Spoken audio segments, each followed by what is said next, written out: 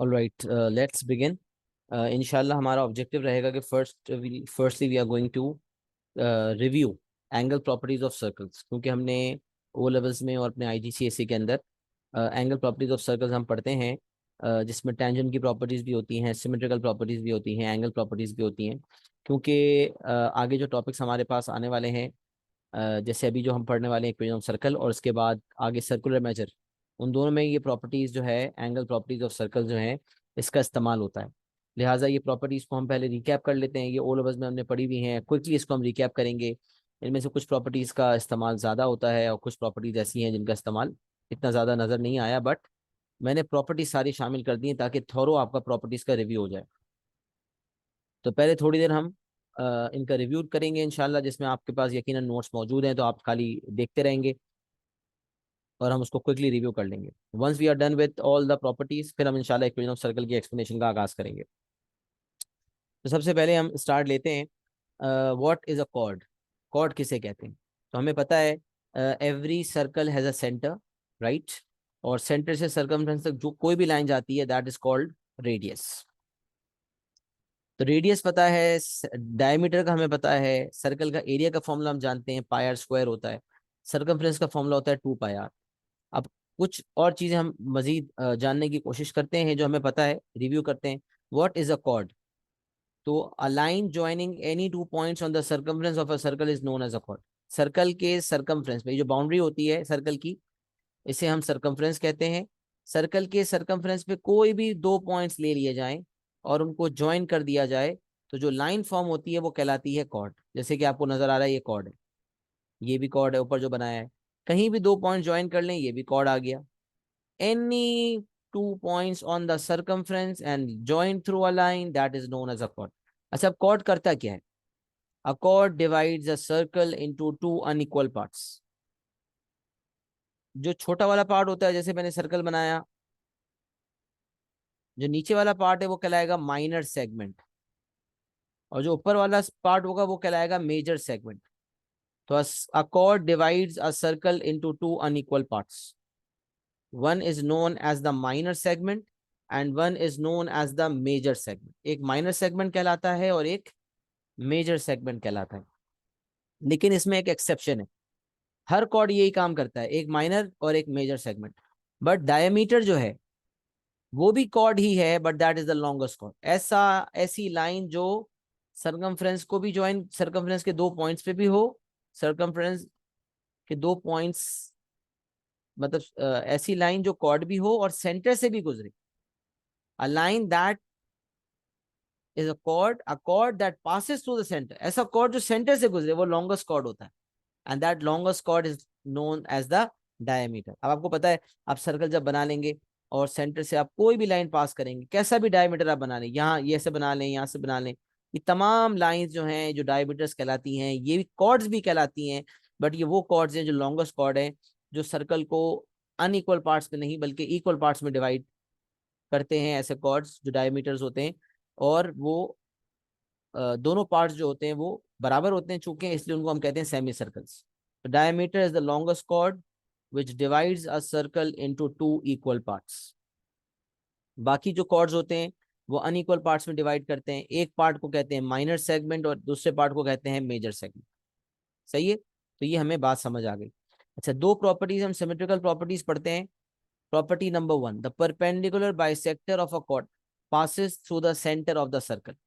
अब इसको पढ़ने के मुख्तलिफ डायमेंशन हो सकते हैं, अलग अलग तरीके से किताबों में लिखा हुआ है। Line from centre to the chord, अगर हम एक कॉर्ड बनाएं और सेंटर से लेकर कॉर्ड तक अगर हम एक लाइन बनाएं जो कॉर्ड के साथ 90 डिग्री हो, एंगल बनाएं। अगर सेंटर से लेकर, सेंटर ऑफ द सर्कल से कॉर्ड तक अगर हम परपेंडिकुलर लाइन ड्रॉप करें, परपेंडिकुलर लाइन ड्रॉ करें, सेंटर से लेकर कॉर्ड तक अगर हम एक परपेंडिकुलर लाइन ड्रॉ करें, तो वो परपेंडिकुलर लाइन ना सिर्फ परपेंडिकुलर होगी बल्कि कॉर्ड को बाइसेक्ट भी करेगी। कॉर्ड को बाइसेक्ट करेगी मतलब कॉर्ड को दो दो इक्वल पार्ट्स में, कॉर्ड को टू इक्वल पार्ट्स में डिवाइड भी करेगी। तो a line that divides a chord into two equal parts and is perpendicular as well is known as the perpendicular bisector. तो अगर कोई लाइन सेंटर से ड्रॉ की जाए जो कॉर्ड के साथ 90 का एंगल बनाए, 90 डिग्री एंगल बनाए, यानी कि परपेंडिकुलर हो तो वो कॉर्ड को बाइसेक्ट भी करेगी।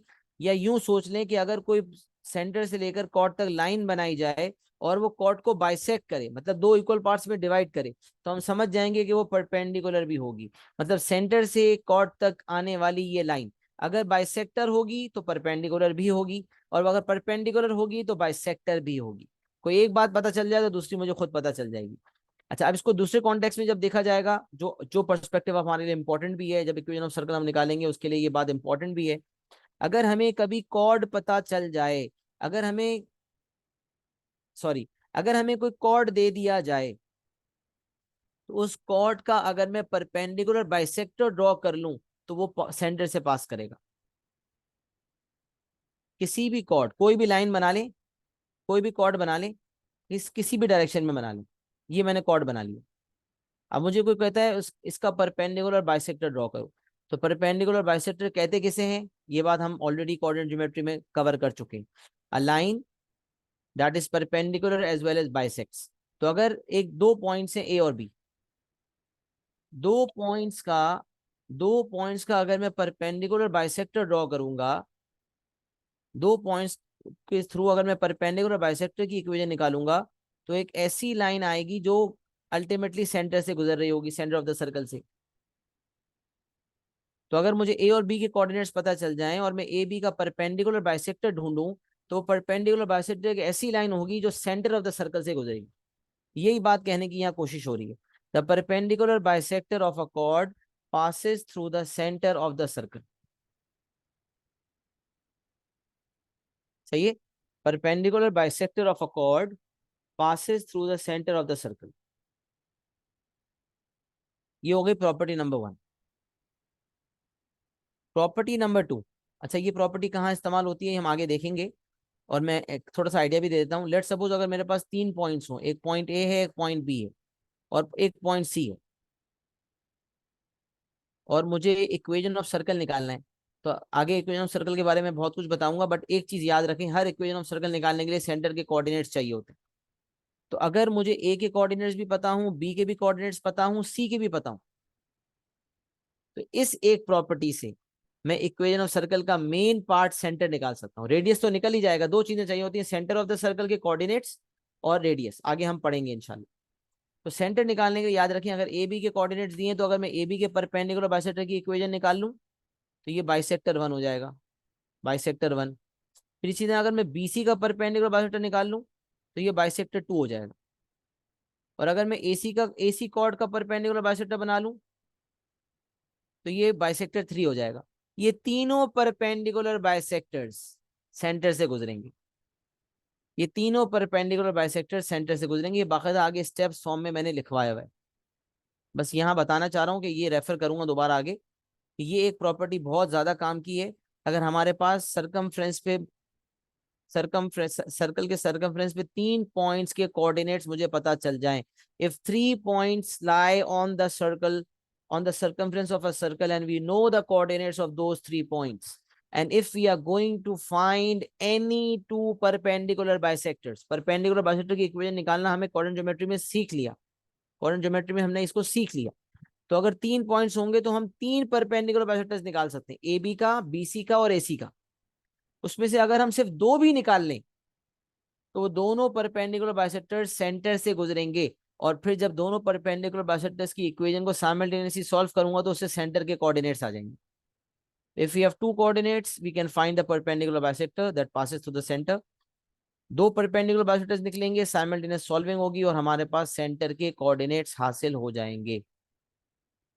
सही है, ये प्रॉपर्टी मैं आगे दोबारा रेफर करूंगा इंशाल्लाह, क्योंकि ये काम की प्रॉपर्टी है। अच्छा, प्रॉपर्टी नंबर 2 देख लेते हैं। Equal chords are equidistant from the centre of the circle. जो कॉर्ड्स जो कॉर्ड्स इक्वल इन लेंथ होते हैं उनकी सेंटर से डिस्टेंस भी बराबर होती है।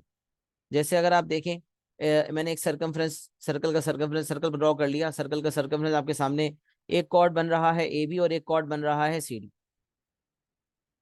अब अगर मैंने एक सेंटर से लेकर कॉर्ड तक लाइन बनाई, नीचे की तरफ भी बनाई और ऊपर भी बनाई, तो अगर ये लाइंस की डिस्टेंसेस सेम है, इसका मतलब कॉर्ड्स की लेंथ भी बराबर होगी।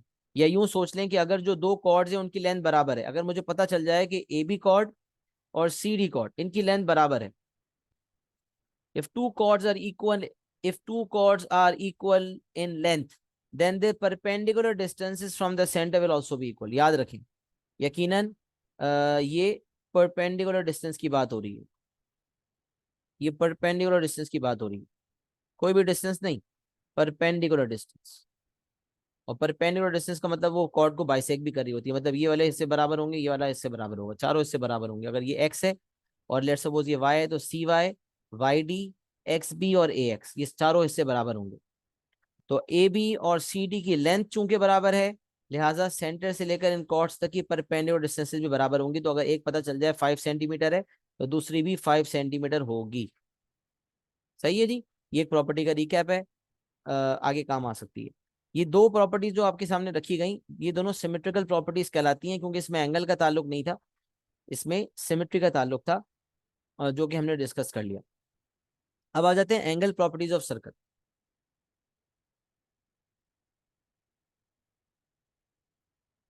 एंगल प्रॉपर्टी ऑफ सर्कल में पहली प्रॉपर्टी जो हम पढ़ा करते थे, the angle subtended by the chord at the center of the circle is twice the angle subtended by the same chord at the circumference. अगर हमारे पास एक कॉर्ड है, if we have a chord, और अगर उस कॉर्ड ने circumference पे भी एक एंगल फॉर्म किया और उसी कॉर्ड ने सेंटर पर भी एंगल फॉर्म किया. अच्छा, जो एंगल फॉर्म हो रहा है, mathematically we call it the angle subtended. Angle is being formed at the center. This means angle subtended at the center. Angle formed at the circumference, mathematically we call it angle subtended at the circumference. So angle subtended by the chord at the center of the circle is twice the angle subtended by the same chord at the circumference. अगर एक chord बनाया जाए, उस पे circumference पे भी angle बने और सेंटर पे भी फॉर्म हो, तो सेंटर वाला एंगल सर्कमफ्रेंस वाले एंगल से ट्वाइस होता है. तो मिसाल है, अगर सर्कमफ्रेंस पे एंगल 30 डिग्री का है, तो सेंटर पे 60 डिग्री होगा, मतलब डबल हो जाएगा. या यूं समझ लें कि अगर सेंटर का एंगल मुझे पता चल जाए 60 डिग्री है, तो सर्कमफ्रेंस का उसका हाफ करके डिवाइड बाय 2 करके सर्कमफ्रेंस का निकाल सकता हूं. तो if I have the angle at centre, I can find the angle at circumference. And if I have been given the angle at circumference, I can find the angle at centre. एक दिया होगा तो हम दूसरा निकाल सकते हैं. सही है. अच्छा, अब इसमें एक इंपॉर्टेंट बात है जो मैंने नोट फॉर्म में लिखी हुई है, जो बड़ी बहुत ज्यादा इंपॉर्टेंट है. वो क्या, वो सुन लें. जब आपने सेंटर पे सर्कमफ्रेंस पे एंगल फॉर्म किया, तो वो सेंटर के एंगल का हाफ था, 60 का हाफ है. अब आपने कहा यार मैं ऊपर जैसे सर्कमफ्रेंस पे एंगल फॉर्म कर रहा हूं, इसी तरह मैं नीचे फॉर्म करता हूं माइनर सेगमेंट में. देखें, जब कॉर्ड बना हुआ था ए बी, तो नीचे वाला सेगमेंट माइनर था, ऊपर वाला मेजर था. जो सेंटर वाला एंगल है वो भी मेजर सेगमेंट में है. सेंटर तो होगा ही यकीनन, ऊपर की तरफ होगा ही मेजर सेगमेंट में. तो सेंटर भी मेजर सेगमेंट के अंदर है, और जो सर्कमफ्रेंस वाला एंगल है वो भी मेजर सेगमेंट में. तो आपने इनको डायरेक्टली कंपेयर कर लिया. बट अगर आपका वही कॉर्ड और दूसरे किसी सेगमेंट में एंगल फॉर्म करता है, आपका वही कॉर्ड माइनर सेगमेंट में एंगल फॉर्म करता है सर्कमफ्रेंस पे, तो फिर आपको ये देखना होगा कि ये जो माइनर सेगमेंट वाला एंगल है सर्कमफ्रेंस पे, ये कौन से शेप का है. अब दो किस्म के शेप्स होते हैं एंगल के, या तो इस तरह का नजर आता है हैप्पी फेस, या इस तरह का नजर आता है सैड फेस. या यूं, जैसे मिनिमम क्वाड्रेटिक कर्व पढ़ा था ना, happy face curve, sad face curve. तो अगर एंगल का इस तरह का फेस है, देखिए यहाँ आपको नजर आ रहा है, ये हैप्पी फेस नजर आ रहा है. तो अगर सर्कमफ्रेंस का हैप्पी वाला निकालना है ना, तो सेंटर का भी हैप्पी होना चाहिए. और अगर सर्कमफ्रेंस पे, क्योंकि माइनर में बना रहा हूं, तो सर्कमफ्रेंस का आप देखें सैड वाला चाहिए. जब सर्कमफ्रेंस का सैड वाला चाहिए ना, तो सेंटर का भी सैड वाला चाहिए होगा. अब सर्कल का पूरा एंगल 360 डिग्री है, जिसमें हैप्पी वाला 60 डिग्री है. तो इसका मतलब if I have to find the sad version, ये वाला निकालना है, तो क्या करूंगा, 360 डिग्रीज माइनस 60 डिग्री, कितना हो जाएगा, 300 डिग्री. तो अगर ये वाला एंगल मेरा 300 डिग्री है, तो इसका हाफ जब मैं करूंगा तो मेरे पास 150 डिग्री आ जाएगा. तो ये तो सही है कि सेंटर वाला एंगल दिया हो, सर्कमफ्रेंस वाला आ सकता है, सर्कमफ्रेंस वाला दिया हो, सेंटर वाला आ सकता है. बट ये जरूरी है कि लेट सपोज अगर मुझे सर्कमफ्रेंस वाला एंगल दिया हुआ है 150, तो सेंटर का एंगल 300 तो होगा, बट कौन सा वाला होगा भाई, ये वाला होगा 300. सैड फेस वाला एंगल सर्कमफ्रेंस पर है, तो सेंटर पे भी सैड फेस वाला एंगल निकलेगा. तो यही बात लिखी हुई है, note Compare happy face at center with happy face at circumference and sad face at center with sad face at circumference. Sad face at center with sad face at circumference. ये आपके पास एक एंगल प्रॉपर्टी हो गई और दो symmetrical properties हो गई। ये वाला पेज मैंने आपके सामने आपको समझा दिया। यहाँ तक अगर सब कुछ अमन चल रहा है तो क्लियर लिख दें, और कोई अगर पूछना है, कोई सवाल है तो भी पूछ सकते हैं, वरना क्लियर लिख दें ताकि हम आगे बढ़ जाएं, क्योंकि ये रिकैप ही है। वैसे फिर भी कोई चीज पूछना चाहते हैं तो more than welcome.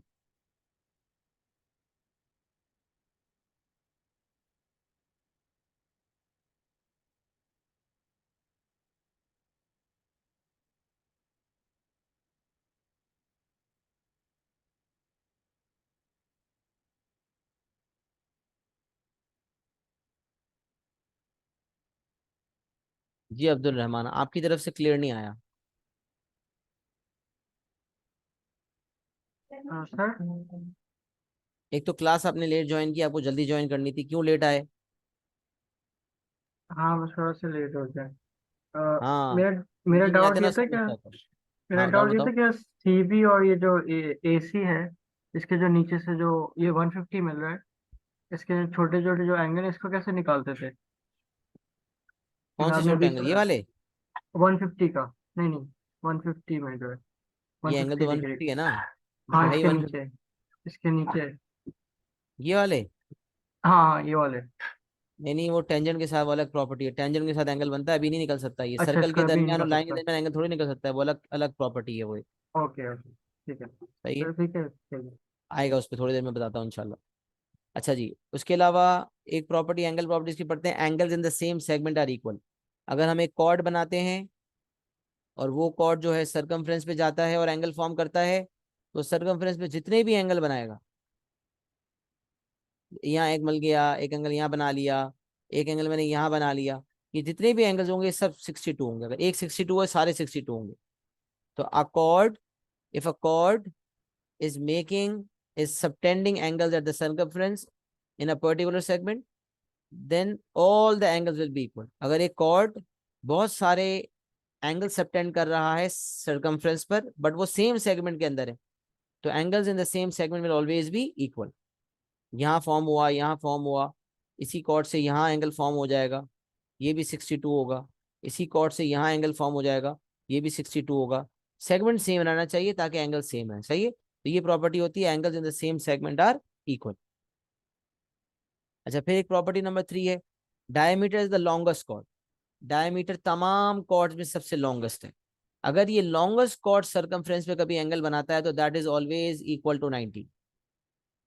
The angle subtended by the diameter at the circumference of a circle is always equal to 90 degree।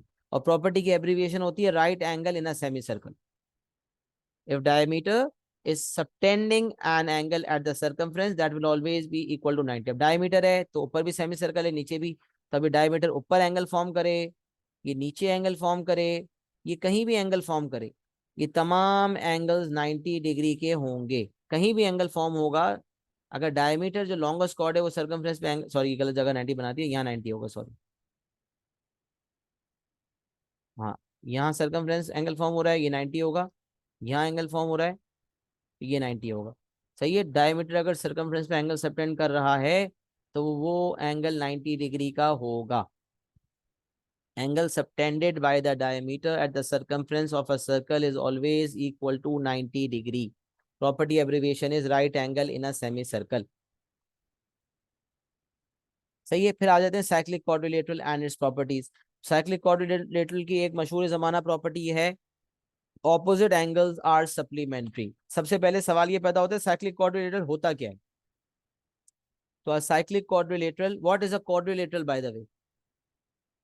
किसे कहते हैं क्वाड्रिलेटरल? चैट पे जवाब दें, क्वाड्रिलेटरल किसे कहते हैं? कितना मुश्किल सवाल पूछ लिया ना, आप लोग एक्सपेक्ट नहीं कर रहे थे ना। चलें जल्दी से जवाब दें अब। What is a quadrilateral?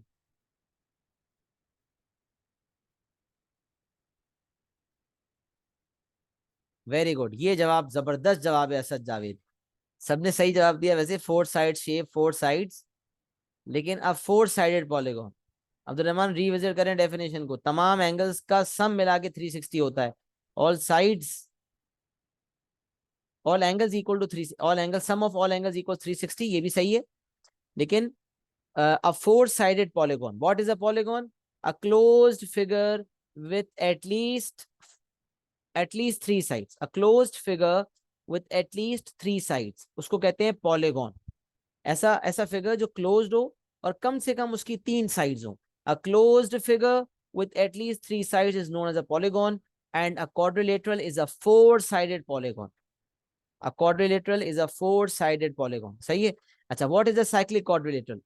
A quadrilateral which has all its vertices on the circumference of a circle. मतलब let's suppose मैं एक सर्कल बनाऊं और एक quadrilateral बनाऊं, ये quadrilateral, क्या ये साइक्लिक quadrilateral के जुमरे में आएगा या नहीं? Is this a cyclic quadrilateral or not? Yes or no?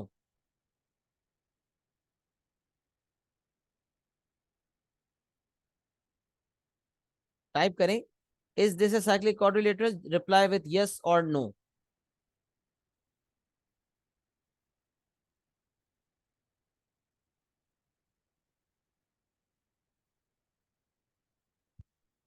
बच्चे तो घबरा गए लगता है, जवाब ही नहीं आ रहा।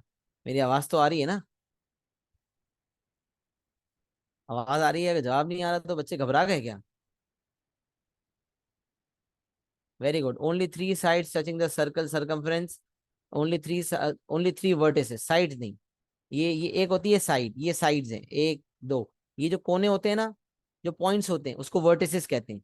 Only three vertices lie on the circumference of the circle, तो दिस मींस नो, राइट? ये जब कोऑर्डिनेट ड्रॉ करते हैं, ये एक साइड, दो साइड, तीन जो लाइंस होती हैं ये साइड्स कहलाती हैं। ये जो कोने होते हैं, पॉइंट्स होते हैं ABCD, ये कहलाते हैं वर्टिसेस. तो जय ऐसा क्वाड्रिलेटरल जिसके चार वर्टिसेस सर्कमफ्रेंस पे चारों वर्टिसेस लाई करें, चारों के चारों, वो साइक्लिक क्वाड्रिलेटरल होता है. तो cyclic quadrilateral is a quadrilateral which has all it's vertices on the circumference of a circle.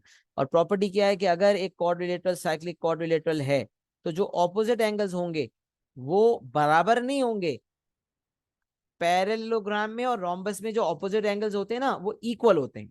Rhombus में और पैरेललोग्राम में ऑपोजिट एंगल्स इक्वल होते हैं. और रेक्टेंगल और स्क्वायर में तो सारे एंगल्स 90 होते हैं, तो ऑपोजिट एंगल्स भी बराबर ही हो गए उस हिसाब से. बट पैराग्राम और रोम्बस में सारे एंगल्स तो बराबर नहीं होते, लेकिन ऑपोजिट एंगल्स बराबर होते हैं. बट यहाँ पर ऑपोजिट एंगल साइक्लिक क्वाड्रिलेटरल में बराबर नहीं होते, बल्कि सप्लीमेंट्री होते हैं. क्या होते हैं? सप्लीमेंट्री. इसका मतलब उनका सम मिला के 180 होता है. The opposite angles of a cyclic quadrilateral are supplementary, that is they add up to 180 degree. उनका सम मिला के 180 डिग्री बनता है. अच्छा, अब ये प्रॉपर्टी पता है तो ये काफी हो जाती है. बट यहाँ एक और प्रॉपर्टी बताई जाती है कि अगर साइक्लिक क्वाड्रिलेटरल आपके सामने बना हुआ था और किसी एक साइड को आपने एक्सटेंड कर लिया, जब किसी एक साइड को आपने एक्सटेंड कर लिया तो ये जो एक्सटीरियर एंगल है, एक्सटीरियर एंगल, ये ऑपोजिट इंटीरियर के बराबर होता है. मतलब ए और सी सप्लीमेंट्री हैं, तो A plus C angle A plus angle C equals 180. B और डी सप्लीमेंट्री है, B plus D equals angle B plus angle D equals 180. लेकिन जो एंगल ई है और एंगल ए है ना, ये बराबर है. Angle A is equal to angle E. Why? Because side को मैंने एक्सटेंड किया, तो ये ई जो है वो एक्सटीरियर एंगल है और ये ए जो है वो ऑपोजिट इंटीरियर एंगल है. Exterior angle is equal to the interior opposite angle. Opposite interior angle, exterior angle is equal to the interior opposite angle. जो अंदर की तरफ इंटीरियर एंगल है ऑपोजिट वाला, वो बराबर होंगे. कैसे बराबर होंगे ये भी सोचें. मिसाल है, सी आपका 120 डिग्री है, तो ए और सी का सम 180 है, उसी तरह सी और ई का सम भी 180 है. तो अगर आप एंगल ए निकालना चाहते हैं तो 180 माइनस 120 करेंगे ना, तो 60 आ जाएगा. इसी तरह स्ट्रेट लाइन की वजह से ई निकालने के लिए, एंगल ई निकालने के लिए भी यही करेंगे. 180 degree minus 120 degree and you will get the 60 degree angle. तो इस अप्रोच को फॉलो करते हुए, इस अप्रोच को मद्देनजर रखते हुए, एंगल ए जो है वो एंगल ई के बराबर हो जाएगा. तो ये प्रॉपर्टी अगर नहीं भी पता होती, ऑपोजिट वाली भी पता है, तो भी काम तो हो ही जाता है. लेकिन दो स्टेप्स होते हैं, ये एक स्टेप है. बस एक प्रॉपर्टी बताई जा रही है, वो आप सुन लें. Exterior angle is equal to the interior opposite angle. सही है. ये साइक्लिक कोऑर्डिनेट की प्रॉपर्टी हो गई. यहाँ तक प्रॉपर्टीज हमने एंगल बॉडी सर्कल भी देख ली, साइक्लिक कॉर्ड भी देख लिया. यहाँ तक कोई मसला तो नहीं है? क्लियर लिख दें तो हम आगे बढ़ जाते हैं, टेंजेंट की प्रॉपर्टीज की तरफ आ जाते हैं. तो उसके बाद तो इक्विनोम सर्कल की एक्सप्लेनेशन आगाज हो जाएगा आगे इंशाल्लाह। आखिरी पेज है ये प्रॉपर्टीज के रिवीजन का।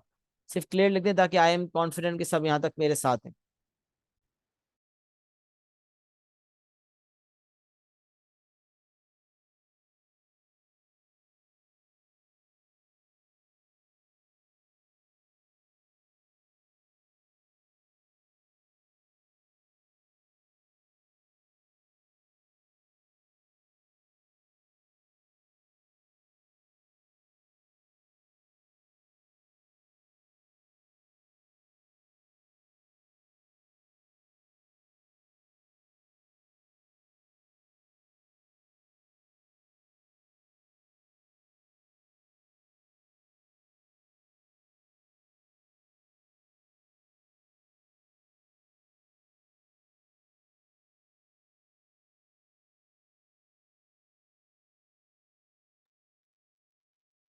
अच्छा जी, आगे आ जाते हैं। Tangent to a circle and its properties. तो एक प्रॉपर्टी तो आपने सबसे पहले ही पढ़ी है कि tangent is always perpendicular to radius drawn to the point of contact. अगर आप, what is a tangent by the way? A tangent to a circle is a straight line that touches the circle at exactly one point. ये बात हमने कई दफा tangency वाला case देखा, quadratic में भी हम पढ़ा करते थे। If line is a tangent to the curve तो b square minus 4ac equal to 0 होगा। साइमल्टेनियस सॉल्व करके सिंगल इक्वेशन बनाएंगे, डिस्क्रिमिनेंट इक्वल टू 0 कर देंगे। तो हम ये बात अच्छी तरह जानते हैं कि टेंजेंट टू अ कर्व हो या टेंजेंट टू अ सर्कल हो, एक ऐसी लाइन को कहा जाता है जो कर्व को या सर्कल को सिर्फ एग्जैक्टली एक पॉइंट पे टच करती हुई चली जाए। टचेस, टचेस का मतलब एक पॉइंट पे टच करती हुई निकल जाए। That touches the circle at exactly one point never entering the circles interior. बाहर ही बाहर से इंटरसेक्ट करते हुए गुजर जाती है और सर्कल के अंदर कभी दाखिल नहीं होती।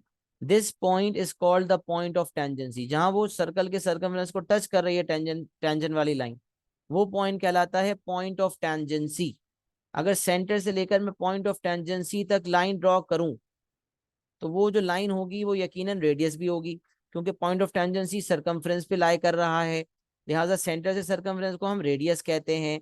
ये रेडियस जो बना है ये टेंजेंट के साथ 90 डिग्री का एंगल बनाएगा। The tangent to a circle is perpendicular to the radius. कौन सा वाला रेडियस? ओ, जब यहां तक, ये भी तो रेडियस है, इस वाले रेडियस के साथ 90 बनाएगा? नहीं, वो वाला रेडियस भाई जो पॉइंट ऑफ टेंजेंसी तक बनाया जाए। The tangent to a circle is perpendicular to the radius at the point of tangency। ऐसा रेडियस जो पॉइंट ऑफ टेंजेंसी तक ज्वाइन कर रहा हो, ये प्रॉपर्टी हो गई।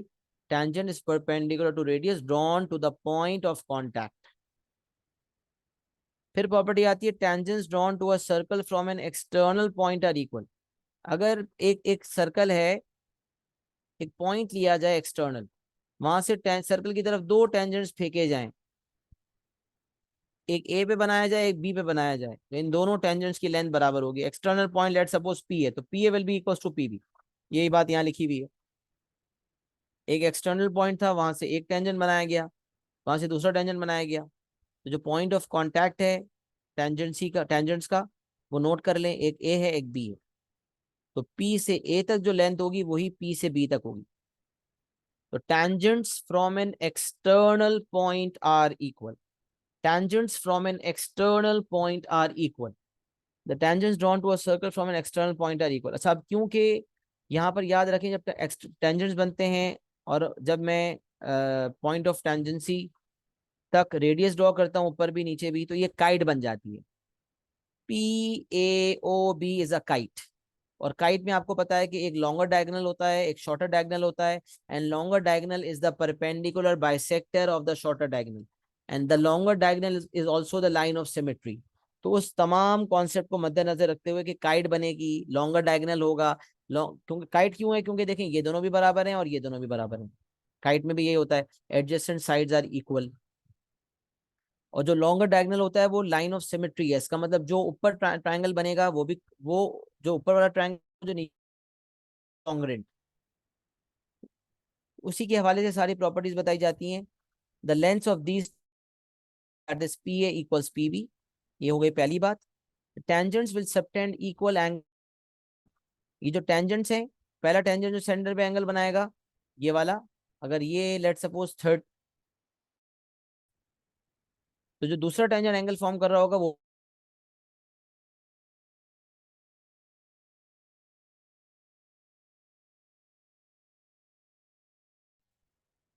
फिर अगली property, the angle between the tangents, ये एंगल बिटवीन द टेंजेंट्स है। The angle between the tangents will be bisected by the line joining the external point and the center. The angle between the tangents will be bisected by the line joining the external point and the center. External point और center वाली जो line है, जो longer diagonal है, जो क्या है, longer diagonal of the kite, वो between the tangents जो angle है उसको bisect करेगा, मतलब आधा आधा कर देगा। ये अगर ऊपर टोटल 60 था तो 30 हो जाएगा। तो बॉटम लाइन ये है कि this angle is equal to this angle, ये दोनों बराबर हो गए। फिर ये वाला एंगल इस वाले एंगल के बराबर हो गया। तो कॉन्ग्रुएंसी में भी तो ये होता है, सारे एंगल्स क्या होते हैं, बराबर, और सारी लाइट साइड भी बराबर होती हैं। तो ट्रायंगल पी ओ ए और ट्रायंगल पी ओ बी में पी ओ तो कॉमन है, ओ ए और ओ भी बराबर है, और पी और पी ए और पी भी बराबर है। तो यही मैंने लिखा है कि triangle P A O is congruent to triangle P B O. Triangle P A O is congruent to triangle P B O. और नंबर वन क्या है, O A is equal to O B, दोनों के दोनों radius हैं। Radius का plural radii कहलाता है, तो radii of the same circle. फिर OP equals OP, OP equals OP मतलब कॉमन साइड है, और एंगल ओ ए पी जो है वो एंगल ओ बी पी के बराबर है, यानी कि 90 डिग्री। तो कॉन्ग्रुएंसी के कई केसेस होते थे, S S S, S A S, A S या ए एस ए और आर एच एस। तो ये आर एच एस के मुताबिक दोनों ट्राइंगल्स कॉन्ग्रुएंट साबित हो गए। सही है। और भी कोई प्रॉपर्टी लगा के साबित कर सकते थे, बहरहाल कॉन्ग्रुएंसी साबित करना हमारा काम नहीं है, ये तो मैंने ऐसे ही लिख दिया। असल तो हमें प्रॉपर्टी का पता होना चाहिए कि tangents from an external point are equal, tangent is perpendicular to radius drawn to the point of contact, और जो दो टेंजेंट्स बन रहे हैं उसके थ्रू काइट बनेगी और लॉन्गर डायगोनल शॉर्टर को बाइसेक्ट करेगा, लॉन्गर वाला शॉर्टर का परपेंडिकुलर बाइसेक्टर होगा, और लाइन ऑफ सिमेट्री भी होगी, और सारे एंगल्स बराबर होंगे। ये प्रॉपर्टी आपको पता होनी चाहिए जहन में। अच्छा, अब जो एक प्रॉपर्टी आ रही है ऑल्टरनेट सेगमेंट थ्योरम वाली, ये ओ लेवल्स में नहीं है, ये आईजीसीएसई में कवर होती है प्रॉपर्टी। ओ लेवल्स मैथ्स जो है 4024, उसमें ये प्रॉपर्टी नहीं बताई जाती क्योंकि उसमें ये सिलेबस का पार्ट नहीं। आईजीसीएसई मैथ्स 0580 में ये प्रॉपर्टी बताई जाती है क्योंकि वो सिलेबस का पार्ट है। सही है। तो ओ लेवल मैथ्स 4024 और आईजीसीएसई मैथ्स 0580, इन दोनों की, इन दोनों में ये जो प्रॉपर्टी है, दोनों में नहीं है, ये नीचे वाले कोड में है, यानी कि आईजीसीएसई 0580। तो हम देख लेते हैं वो प्रॉपर्टी क्या है, कभी काम आ जाए, कभी जरूरत पड़ जाए। तो angle between a tangent and a chord is equal to the angle in the alternate segment, this is known as alternate segment theorem. अब मैं आपको बताता हूँ, एक सर्कल बनाया, उसका एक कॉर्ड बना लिया आपने, नहीं, सर्कल बनाया उसका एक कॉर्ड बना लिया। अब अगर वो कॉर्ड,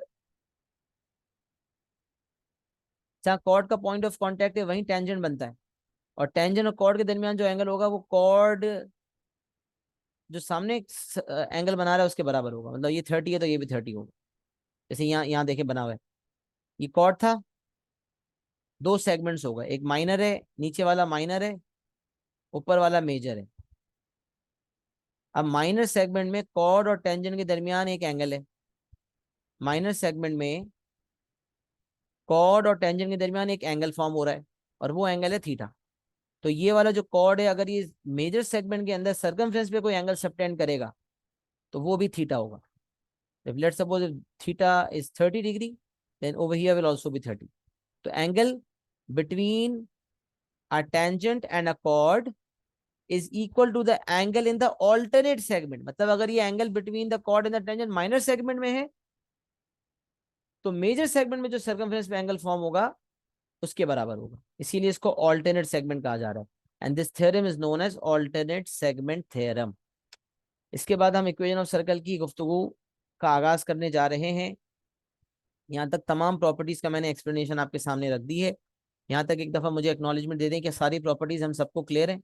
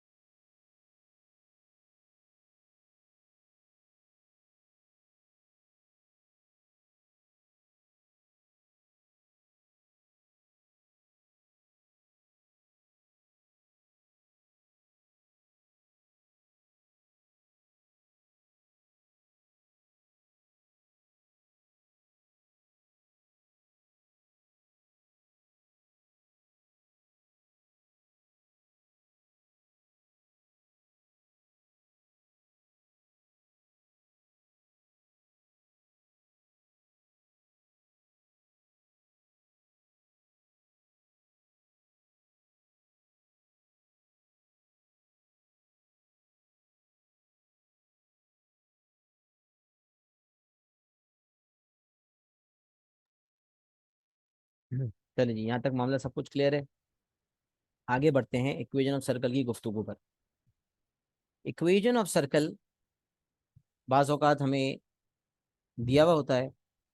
अच्छा, इक्वेशन ऑफ सर्कल की पहले इंपॉर्टेंस समझ लें। जब से इक्वेशन ऑफ सर्कल सिलेबस का पार्ट बना है, यानी कि 2020, तब से जो कोऑर्डिनेट ज्योमेट्री के सवालात जैसे पहले आते थे ना, वैसे आना बंद हो गए हैं। मतलब रोम्बस बना हुआ है, या पैरेललोग्राम है, या रेक्टेंगल है, और उस तरह के सवालात अब नहीं आ रहे 2020 से। क्यों? क्योंकि कोऑर्डिनेट ज्योमेट्री में अगर वो साइमल्टेनियस सॉल्विंग करवाना चाहता है तो इक्वेशन ऑफ सर्कल के कॉन्टेक्स्ट में काम करवा रहा है।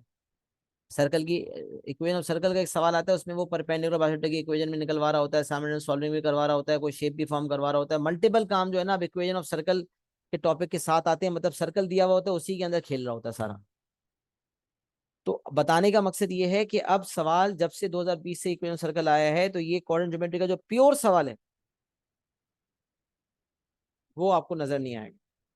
तभी 2020 से लेकर अगर 2022 तक की मेरी कंपाइलेशन भी देख लेंगे तो उसके अंदर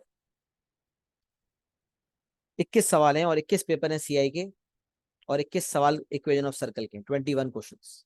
तो हर अटेम्प्ट में एक क्वेश्चन बना है, और उसमें कोऑर्डिनेट ज्योमेट्री भी साथ साथ लग रही है।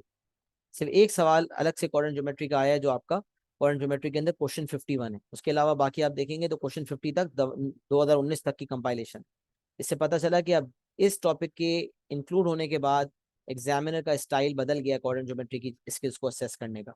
उसका जो जो मेन उसका जो दायरा हो गया है, वो इक्वेशन ऑफ सर्कल की हुदूद में हो गया है। इक्वेशन ऑफ सर्कल का टॉपिक देता है, सर्कल की इक्वेशन बाज़ औक़ात दी हुई होती है, बाज़ औक़ात उसको निकालना होता है। मुख्तलिफ बातें जो है वो इसके साथ ये टेस्ट करता है। जब सवाल देखेंगे तो हमें ज़्यादा क्लैरिटी हासिल होगी। बट यहाँ पर हमें सबसे पहले मैं आपको वन बाय वन सिखाऊंगा कि अगर सर्कल की इक्वेशन निकालनी है तो कैसे निकलेगी, और अगर दी हुई है तो उससे सेंटर और रेडियस कैसे पता चलेगा। तो वन बाय वन चीज़ों को देखते हैं। तो सबसे पहले हम बात करते हैं इक्वेशन ऑफ सर्कल की। The equation of circle with centre A comma B and radius r is given by x minus a whole square plus y minus b whole square equals r square. This formula is derived using the distance formula. पहले तो ये समझ लें कि अगर equation of circle आपको ढूंढनी है, इक्वेशन ऑफ सर्कल आपको ढूंढना है, फाइंड करना है इक्वेशन ऑफ सर्कल, या दिया हुआ है, दोनों सूरतों में आपको ये बात पता होनी चाहिए कि ये फॉर्मूला है इक्वेशन ऑफ सर्कल का। x minus A whole square plus y minus B whole square equals to are square. सवाल, what is r? r is the radius. Equation of circle में जो राइट साइड पर आ रहा है वो are नहीं आ रहा, बल्कि आर स्क्वायर आ रहा है। मतलब लेट सपोज अगर यहाँ 25 कभी दिया हुआ हो, तो आप समझ जाएंगे कि आर स्क्वायर 25 के बराबर है, जिससे पता चलेगा कि रेडियस 5। सही, उसमें हम आते हैं अभी। और what is a? What is a? A is the x coordinate of the centre. What is b? B is the y coordinate of the centre. ये जहन में बिठा लें। If the coordinates of centre are a comma b and if the radius is r, then the equation of circle is x minus a whole square plus y minus b whole square equals r square। जैसे equation of line निकालने के लिए कैसे y equals to mx plus c हमें याद होता है कि m और c निकाल लेते हैं, या फिर y minus y one equals to mx minus x1। बस उसी तरह ये इक्वेशन ऑफ सर्कल है, जिसमें a कॉमा b हमारे सेंटर के कोऑर्डिनेट्स हैं और r रेडियस है।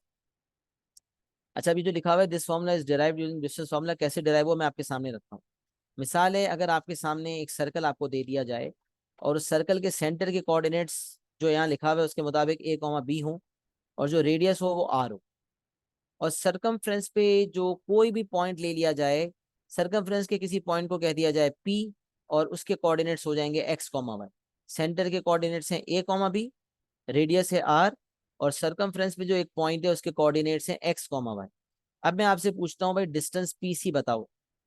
तो हर बच्चे को पता है कि सेंटर से लेकर सरकमफ्रेंस तक जो डिस्टेंस होती है वो रेडियस के बराबर होती है।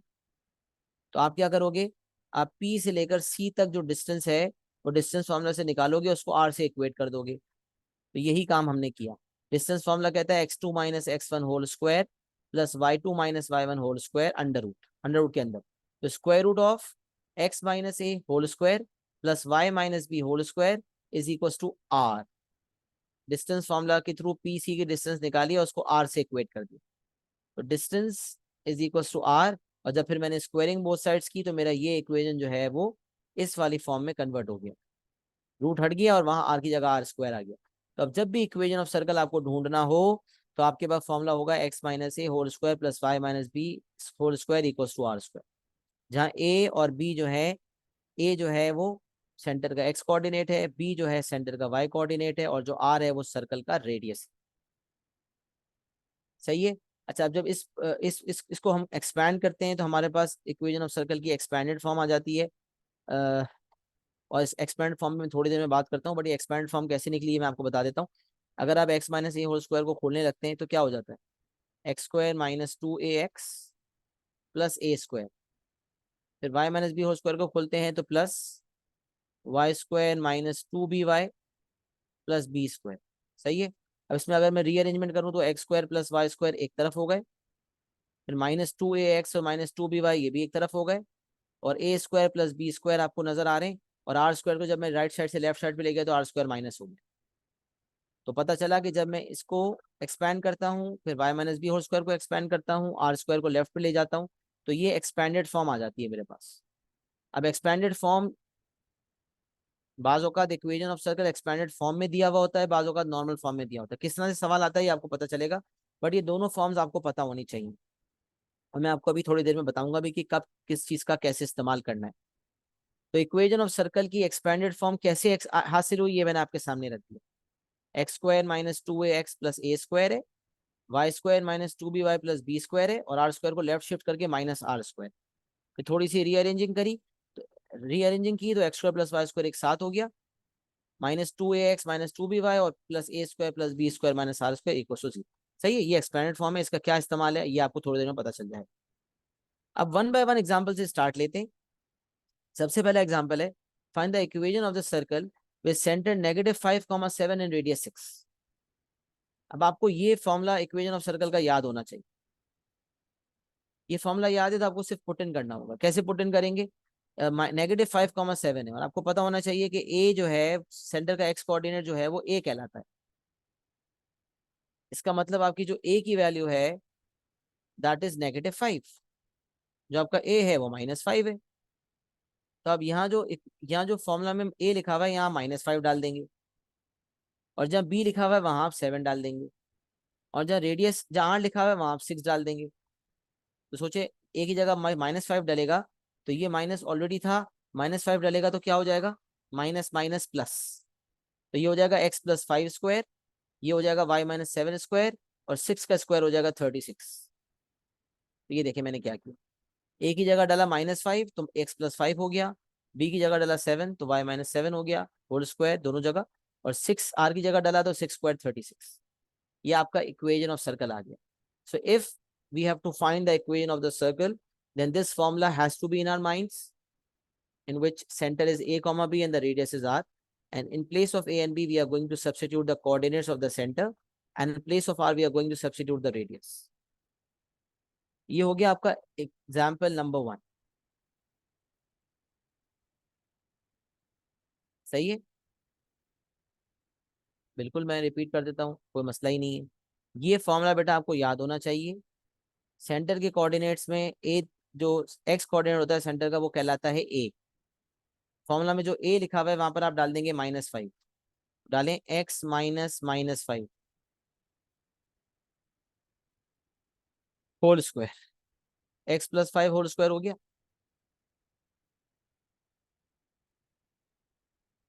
और जब y b, मुझे पता है y कोऑर्डिनेट सेंटर का b कहलाता है, तो b की जगह 7 डाला तो y माइनस 7 होल स्क्वायर हो गया। रेडियस 6 है तो r की जगह 6 डाला तो 6 स्क्वायर 36 हो गया। तो इससे हमारे पास इक्वेशन ऑफ सर्कल आ गया। So if they don't ask us to expand, then we just show it in this form. Yes, exactly Safa. अगर उसने हमें एक्सपेंशन करने का नहीं कहा, अगर उसने हमें एक्सपेंशन करने का नहीं कहा तो फिर हम इसी फॉर्म में इक्वेशन को छोड़ देंगे। बिल्कुल सही कहा। अगर एक्सपेंशन की रिक्वायरमेंट नहीं है तो हम इसी फॉर्म में छोड़ देंगे, क्योंकि इक्वेशन ऑफ सर्कल जब मांगा जाए तो आप किसी भी फॉर्म में दे सकते हैं, ओरिजिनली इस फॉर्म में भी दे सकते हैं, एक्सपेंडेड में भी दे सकते हैं, बट अगर खामोशी है तो हमें कोई होशियारी करने की जरूरत नहीं है, कोई एक्सपेंशन की जरूरत नहीं है, हम डायरेक्ट इसी फॉर्म में अपना आंसर दे देंगे। सही है, ये आपका एग्जाम्पल नंबर 1 हो गया। छोटे छोटे एग्जाम्पल हैं ताकि आपको बात समझ आए। अच्छा, सेकंड एग्जाम्पल में क्या, ये देख लें। पहले एग्जाम्पल में आपके पास सेंटर और रेडियस दिया हुआ था और इक्वेशन ऑफ सर्कल ढूंढना था। एग्जाम्पल नंबर 2 में आपके पास इक्वेशन ऑफ सर्कल मौजूद है और आपको रेडियस और सेंटर का पता लगाना है। तब कौन बता रहा है? अगर ये इक्वेशन ऑफ सर्कल आपके पास है और ये आपका फॉर्मूला है इक्वेशन ऑफ सर्कल का, तो अगर आप इन दोनों को कंपेयर करें तो क्या आप ए और बी की वैल्यूज बता सकते हैं?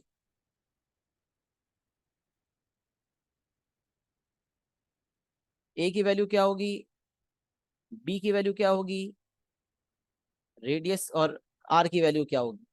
तो कोऑर्डिनेट्स ऑफ सेंटर बताएं, सेंटर के कोऑर्डिनेट्स क्या हो जाएंगे?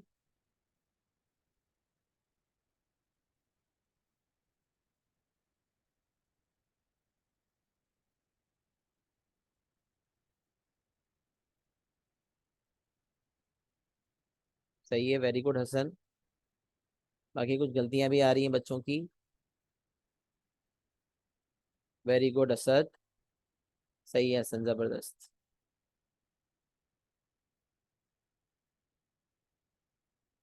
अच्छा अब देखें, इसमें गलती क्या है अब्दुल रहमान, इसका हाफ नहीं करना होता।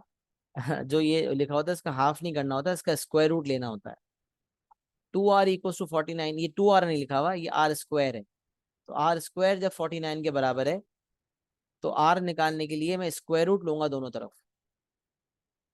r² = 49, तो स्क्वायर हटाने के लिए मैं स्क्वायर रूट लूंगा, तो r = √49।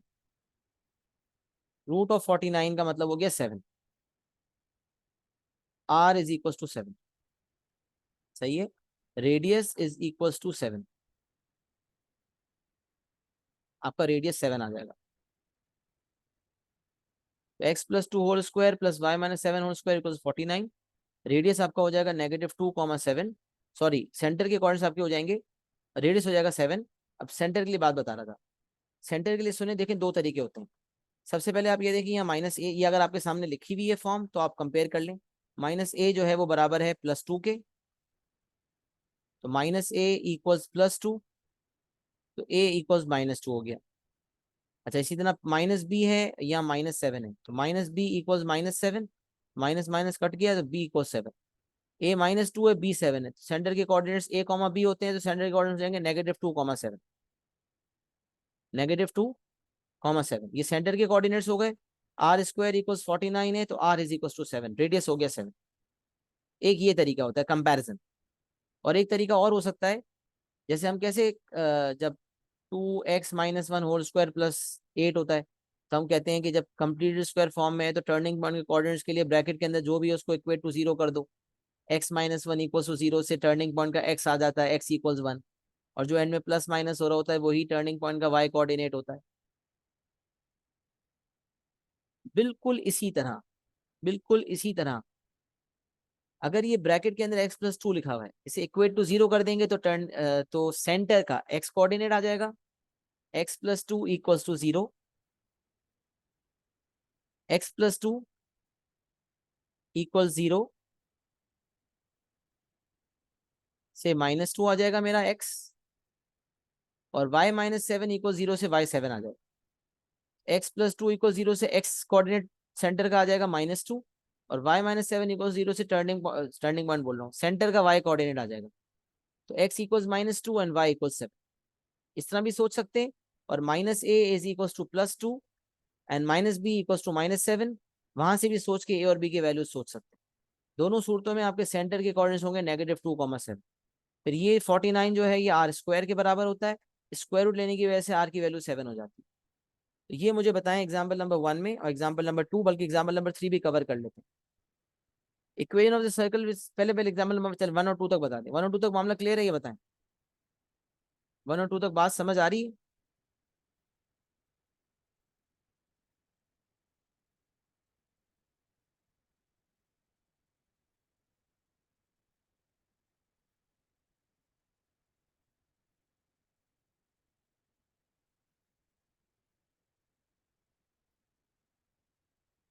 अच्छा जी, सही है, जबरदस्त।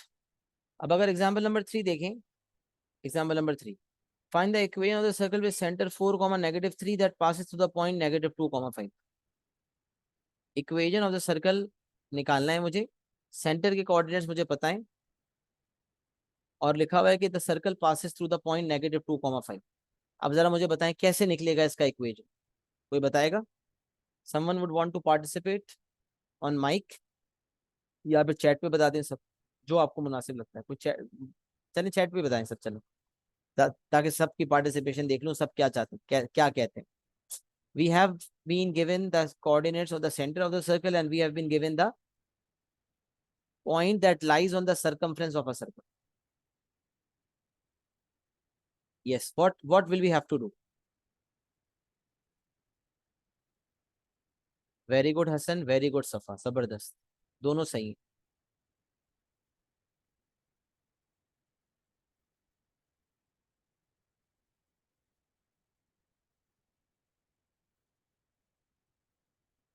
अच्छा अब्दुल रहमान, किसको कहाँ सब्स्टिट्यूट करना है जरा ये भी बता दें।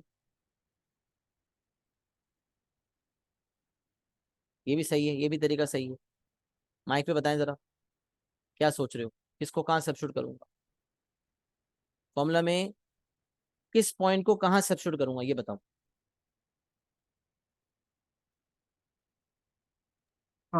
ये जो हमारे पास जो -2 और ये वैल्यू और ये मैंने आया, आप थोड़ा नीचे करेंगे पेपर को। नी, नीचे सोल्यूशन आ जाएगा ना। और मेरा वो ब्लॉक हो रहा है थोड़ा व्यू। एक व्यू ब्लॉक मिनट। कैसे हो रहा है, ये सवाल तो हाँ पूरा अब नजर नजर आ आ रहा है गया। ना। अब नजर आ गया, सवाल हाँ तो पूरा नजर आएगा क्योंकि सवाल मैंने ब्लॉक नहीं किया हुआ। जी। ये जो हम्म, सेंटर है हम लोग उसको सब्स्टिट्यूट करेंगे इसकी वैल्यूज के अंदर जो फॉर्मूला, जैसे हमें पता है सेंटर ए और बी, जो आपसे आपने ठीक है। बताया सी। ये तो फोर तो की हमें जगह, ए की जगह 4 डाल दूं और बी की जगह -3 डाल दूं। Minus minus. हाँ। सही है। लेकिन अब आर निकालने के लिए क्या हम्म, करूंगा, आर तो नहीं है मेरे पास, -2,5 अच्छा कहाँ डालूंगा। तो हम आप इसको सॉल्व करके फिर मिल जाएगा ना। इसको सॉल्व करके मिलेगा। इसलिए आप अगर मैं ए ए बी डाल दूंगा तो एक्स सॉल्व कैसे हो। एक्स भी फिर आपके पास है, एक्स क्या है। -2 एंड 5। हाँ, अगर एक्स की जगह -2 डाल दूं जी जी। और वाई की जगह 5 डाल दूं। हाँ, और बिल्कुल आप सही। इसको सबको इसको 4 स्क्वायर कॉमा रूट कर -3 दें। को ए और बी की जगह डाल दूं और -2,5 को एक्स और वाई की जगह डाल दूं, तो उससे मेरे पास आर स्क्वायर आ जाएगा और मुझे आर पता चल जाएगा। जी, आर स्क्वायर नहीं, आपको उसे स्क्वायर रूट करना पड़ेगा ना, इसलिए स्क्वायर तो हाँ हम नहीं फाइंड हाँ कर बिल्कुल, सकते। या जी फिर जी। अगर आर स्क्वायर भी आ जाता है तो इक्वेशन ऑफ सर्कल हमें चाहिए तो आर स्क्वायर ही चाहिए होता है ना इक्वेशन ऑफ सर्कल के लिए। जी जी। तो वही आर स्क्वायर अगर आ गया तो डायरेक्टली वही रख देंगे, या फिर आर निकालेंगे तो फिर उसको स्क्वायर करना पड़ेगा, वही बात है। जी जी। तो सही है, बिल्कुल सही है, तुमने भी सही बताया। लेकिन वैसे इसका तरीका यही बताया जाता है, दोनों तरीके सही हैं। या तो आप सेंटर की जगह ए और बी की जगह 4 और -3 को रख दो और एक्स वाई की जगह -2 5 को रख दो तो आर स्क्वायर आ जाएगा, और आर स्क्वायर को रखो और सेंटर 4 -3 को रखो तो आपके पास इक्वेशन आ जाएगा। बाकी जो तरीकेकार है वो यही होता है कि सेंटर पता है, सर्कमफ्रेंस का एक पॉइंट पता है। जब सेंटर पता है, सर्कमफ्रेंस का एक पॉइंट पता है, तो उन दोनों के दरमियान डिस्टेंस निकाल लेंगे यूजिंग डिस्टेंस फॉर्मूला, और जो डिस्टेंस होगी वो रेडियस होगी। यही मैंने यहाँ किया हुआ भी होगा। रेडियस निकालने के लिए डिस्टेंस फॉर्मूला लगाया है, x2 -x1, तो 4 -2 is 4 + 2 whole square, -3 -5 whole square radius है। ये डिस्टेंस फॉर्मूला से मैंने डिस्टेंस निकाली है सेंटर और सर्कमफ्रेंस के पॉइंट के दरमियान, तो वो डिस्टेंस आ गई 10। तो जो डिस्टेंस फॉर्मूला से डिस्टेंस आई है वो रेडियस है। अब हमारे पास जो है वो सेंटर के कोऑर्डिनेट्स भी हैं, रेडियस भी आ गया। तो ए की जगह रख दिया 4 तो x - 4 स्क्वायर हो गया, बी की जगह रख दिया -3 तो -3 + 3 हो गया तो y + 3 स्क्वायर हो गया, और आर स्क्वायर में आर की जगह रख दिया 10 तो 10 का स्क्वायर हो गया 100। ये आपका तीसरा एग्जाम्पल भी मुकम्मल हो गया। सही है। तो firstly we have found the radius using distance formula and then we have found the equation. और दूसरा मेथड ये हो सकता था कि आप ए और बी की जगह पे जो है, क्योंकि आपको ये पता था कि एक्स वाई हमने सर्कमफ्रेंस के कोऑर्डिनेट्स को एक्स कॉमा वाई माना था ना, P is x comma y circumference के कोऑर्डिनेट्स हैं, तो एक्स और वाई की जगह सर्कमफ्रेंस का पॉइंट के कोऑर्डिनेट्स रख दें जो पॉइंट सर्कमफ्रेंस पे लाई करता है, और ए और बी की जगह पे सेंटर के कोऑर्डिनेट्स रख दें, तो उससे हमारे पास आर स्क्वायर आ जाएगा। और उसको आर स्क्वायर को और सेंटर 4 -3 को वापस पुट इन करके इक्वेशन ऑफ सर्कल दे देंगे इंशाल्लाह। तो मेरे ख्याल से बात समझ आ रही है। यहाँ तक मुझे बता दें, एवरीथिंग ऑल गुड, सब समझ आ रहा है, everything under control.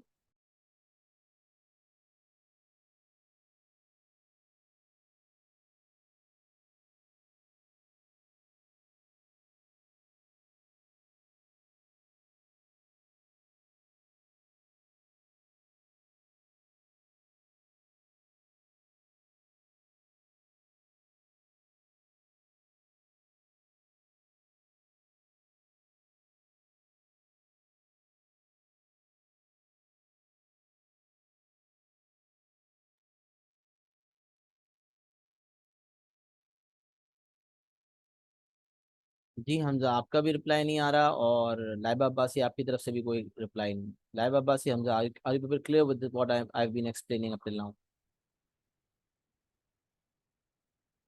Please. Yes, Hamza is clear. Laiba, waiting for your response.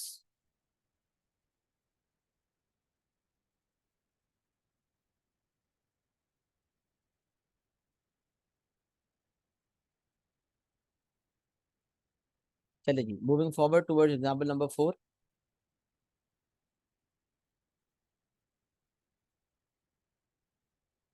अच्छा जी, अब देखें। Find the centre and radius of the circle with equation x square plus Y square minus 10x plus 12y plus 12 equals to 0। अब ये क्या सिलसिला है, ये जरा समझिए, ये बड़ा इंपॉर्टेंट बात है। आपके पास इक्वेशन ऑफ सर्कल की एक फॉर्म तो ये है। अगर ये फॉर्म दी हुई हो तो इस फॉर्म से सेंटर के कोऑर्डिनेट्स, क्योंकि जब भी आपका इक्वेशन ऑफ सर्कल का सवाल आता है तो आपके पास उस सर्कल और सर्कल के अंदर कुछ भी काम हो रहा होता है तो उसके लिए सेंटर और रेडियस की जरूरत पड़ रही होती है। तो जब तक अगर इक्वेशन ऑफ सर्कल दे दी गई है और मुझे सेंटर और रेडियस पता चल गया है तो मैं बहुत कुछ कर सकता हूँ। बट अगर इक्वेशन ऑफ सर्कल है और रेडियस सेंटर से नहीं निकला तो फिर मैं तो फंसा रहूंगा।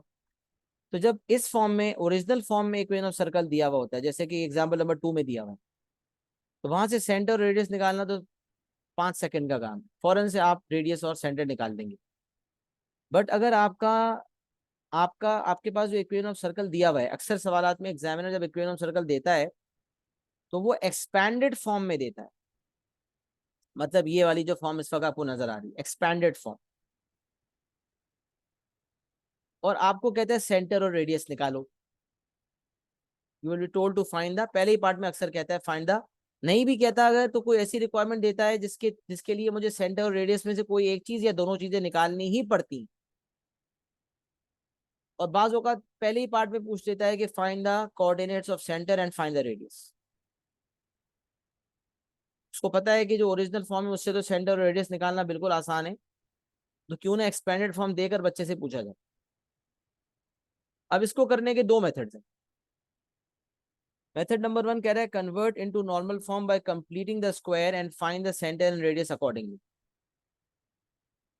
ये जो है एक्स स्क्वायर माइनस 10x आपको नजर आ रहा है, इन दोनों को इस्तेमाल करते हुए whole square bracket X minus ए होल स्क्वायर फॉर्म में कन्वर्ट करें, कुछ ऐड सब्ट्रैक्ट करके। और वाई स्क्वायर प्लस 12y को इस्तेमाल करते हुए कुछ ऐड सब्ट्रैक्ट करके y minus B whole square में कन्वर्ट करें। और फिर जो एंड में एक्स्ट्रा कांस्टेंट जो ऐड सब्ट्रैक्ट किया होगा, जो सब्ट्रैक्ट किया होगा वो और ये 12 मिलके कुछ वैल्यू बनेगी, और वैल्यू को वहां भेजें तो वहां से आर स्क्वायर आ जाएगा। एक ये मेथड होता है, इसमें आपको कंप्लीटिंग द स्क्वायर मेथड पे कमांड होनी चाहिए। अब क्वाड्रेटिक के अंदर कुछ लोग कंप्लीटिंग द स्क्वायर मेथड से कर रहे होते हैं और कुछ कंपेयरिंग कोएफिशिएंट मेथड से भी कर रहे होते हैं। तो लिहाजा अगर किसी ने वहां कंप्लीटिंग द स्क्वायर मेथड पे उसका हाथ साफ नहीं है तो क्या वो यहाँ फंस जाएगा? तो जवाब है नहीं।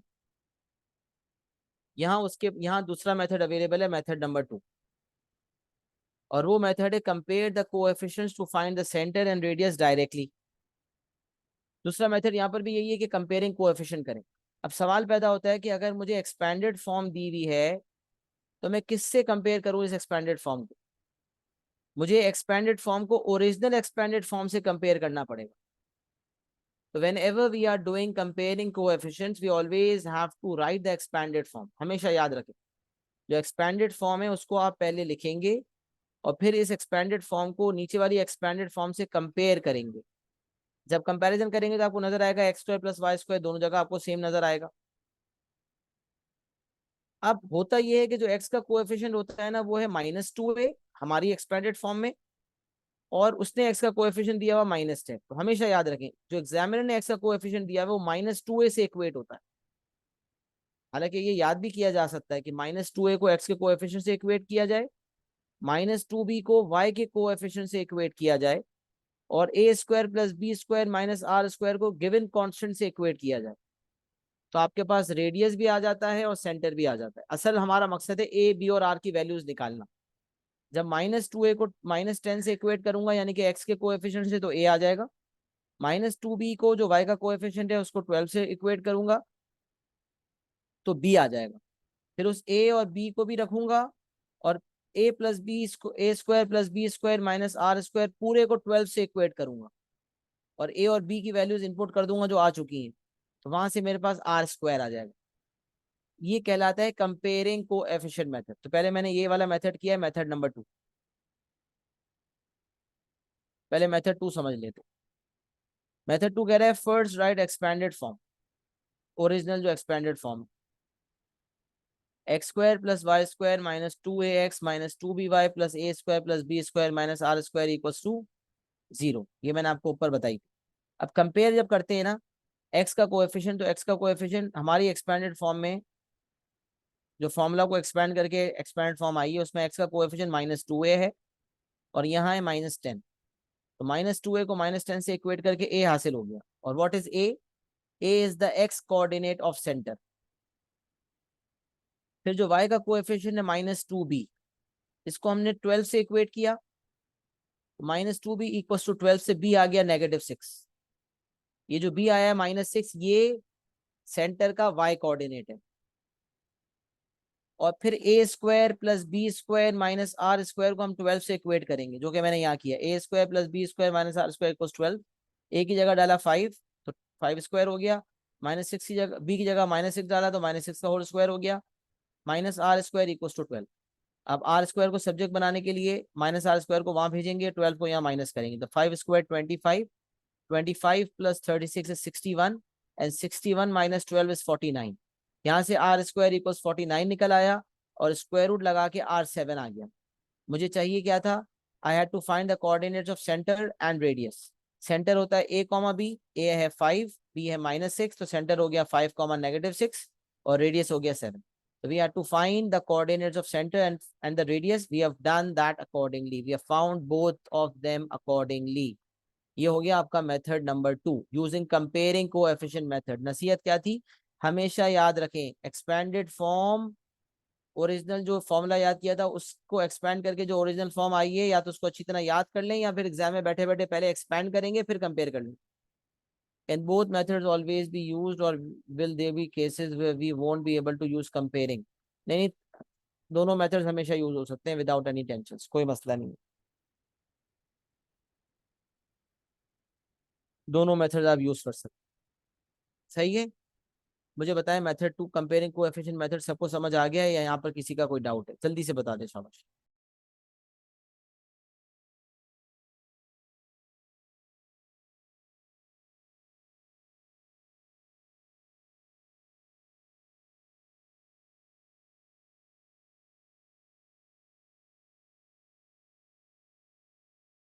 यस सफा। Sir, I don't I don't probably understand the a squared plus b squared minus r squared equals to 12. How do we get that equation? Look, when we have expanded the formula, then we have got without x and y, we have got a square plus b square minus r square, whereas over here we have only been given +12. So x square दोनों जगह मौजूद है, y square दोनों जगह मौजूद है, -2ax जो है वो -10x के इक्विवेलेंट हो गया, -2by प्लस 12y के इक्विवेलेंट हो गया। यहाँ पर जो कॉन्स्टेंट्स हमें नजर आ रहे हैं वो 3 है, जबकि यहाँ पर 1 है, तो a square plus B square minus are square पूरा बराबर हो गया 12। Okay, that makes sense. Jazakallah. Okay, वही है। ओके, सो यहाँ से हमारे पास जो है वो ए और बी की वैल्यूज हासिल हो गई। अच्छा, दूसरा मेथड जो मैं आपको बता रहा था वो था completing the square method, method number 1। उसको देख लेते हैं, फिर आप एक साथ कॉपी कर लीजिएगा। सही है जी। अब कंप्लीटिंग द स्क्वायर मेथड क्या कह रहा है, मैं ये भी देख लें। Convert into normal form by completing the square and find the centre and radius accordingly. अब वो कैसे किया आप देखिएगा। एक्स स्क्वायर और -10x को एक साथ कर लें, एक्स स्क्वायर -10x। फिर वाई स्क्वायर और +12y को, वाई वालों को एक साथ कर लें, वाई स्क्वायर +12y। +12 तो एज इट इज है, उसको एज इट इज रहने दें। मेथड 1 तो समझाया ही नहीं है, मेथड 1 तो अब समझाने लगा हूँ। सही है, मेथड 1 तो अब समझा रहा हूँ अब्दुलरहमान। अच्छा, एक्स स्क्वायर -10x एक साथ हो गए, एक्स वाले टर्म्स एक साथ हो गए, y वाले टर्म्स एक साथ हो गए और +12 आपको नजर आ रहा है। अच्छा, अब एक्स स्क्वायर माइनस 10x पे कंप्लीटिंग द स्क्वायर मेथड लगाना है, इसको x माइनस ए होल स्क्वायर फॉर्म में कन्वर्ट करना है। स्क्वायर को कंप्लीट करना होता है तो आपको पता है उसको A square minus 2ab plus B square form में कन्वर्ट करना पड़ता है। तो एक्स स्क्वायर हो गया, एक्स स्क्वायर को लिख दिया एक्स होल स्क्वायर फॉर्म में यानी कि ए स्क्वायर फॉर्म में, माइनस 10x को हम लिख देंगे -2ab फॉर्म में। ये आपको पता है ना, बीच में अगर ये माइनस है तो माइनस होता है, प्लस है तो प्लस होगा। तो -10x है, माइनस का माइनस आ जाएगा, 10x को 2ab फॉर्म में लिख लेंगे तो उससे b आ जाएगा 5। ये आपको मैंने सिखाया था ना, -2 times a times b equals -10 होता है।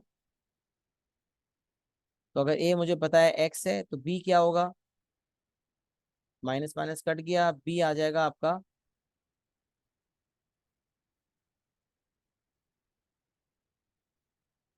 एक मिनट में क्या कर रहा हूँ ये, हाँ -10x है, सॉरी एक्स एक्स भी कट गया तो b इक्वल्स टू 5 हो जाता है। और इसका मैं आपको एक बात और बता दूं कि अगर एक्स स्क्वायर का कोएफिशिएंट 1 है, आपको ये बताया गया था जब complete square form completing the square method लगाया जाता है तो एक्स स्क्वायर के कोएफिशिएंट को 1 बनाया जाता है। अब यहाँ तो आपको पता है एक्स स्क्वायर का कोएफिशिएंट ऑलरेडी 1 है, तो इस केस में आप ये भी कर सकते हो कि आप डायरेक्ट शॉर्टकट भी अप्लाई कर सकते हो। ये बताया जाता है कि अगर एक्स स्क्वायर माइनस 10x है, तो if the coefficient of x square is 1, then to find b just divide the coefficient of x by 2 and add its square and subtract its square। तो अगर आपके पास x स्क्वायर का coefficient 1 है तो x का जो कोएफिशिएंट है that is 10, तो उसको रीराइट करने की भी जरूरत नहीं है, बस you can do like this, x square minus 10x आपने लिखा, आपने कहा भाई क्या एक्स स्क्वायर का कोएफिशिएंट 1 है, जवाब मिला जी हाँ। तो जो भी x का कोएफिशिएंट है यानी कि 10, वैसे -10 है लेकिन इस माइनस की वजह से तो बीच में माइनस आ जाएगा ना होल स्क्वायर ब्रैकेट में, तो x का कोएफिशिएंट जो 10 है उसको हाफ करें, 5 आ गया, उसका स्क्वायर ऐड भी कर दें, सब्ट्रैक्ट भी कर दें। यही काम मैंने इसको रीराइट करके किया है। अगर मैं इसको रीराइट नहीं भी करता, खाली 10x भी रहने देता, तो आगे 5 स्क्वायर माइनस 5 स्क्वायर लिखना भी काफी हो जाता। अच्छा, अब ये पता है A square minus 2ab plus B square जो है उसमें a x है और b 5 है, तो ये हो जाएगा a minus B whole square, इस माइनस की वजह से यहाँ माइनस आ जाएगा, a x है तो a की जगह x आ गया, b 5 है तो b की जगह 5 आ गया, तो ये आपका बन गया x minus 5 whole square, x minus 5 whole square. और ये जो -5 होल स्क्वायर जो है ये -25 बाहर आ जाएगा। ये आपको पहले भी पता है कि ये -5 का होल स्क्वायर नहीं होता कि +25 हो जाए, ये -5 स्क्वायर होता है, 5 का स्क्वायर 25 माइनस का माइनस, तो ये -25 आ गया। तो ये जो 3 है ये मिलके बन गए x -5 होल स्क्वायर, और यहाँ जो 5 स्क्वायर है ये बन गया 25, तो x -5 होल स्क्वायर -25। अच्छा, फिर यही प्रोसेस आप y के साथ लगा लें, y square plus 12y as it is copy कर दें, अगर रीराइट नहीं भी करते सिर्फ 12y भी रहने देते हैं तो भी सही है, क्योंकि वाई स्क्वायर का कोएफिशिएंट 1 है तो y का कोएफिशिएंट जो 12 है उसको डिवाइडेड बाय 2 करें, 6 आ गया, उसका स्क्वायर ऐड भी करें सब्ट्रैक्ट भी करें, बट मैंने यहाँ रीराइट भी किया है कि वाई स्क्वायर प्लस 2ab होता है, तो a क्योंकि डिसाइडेड था y है,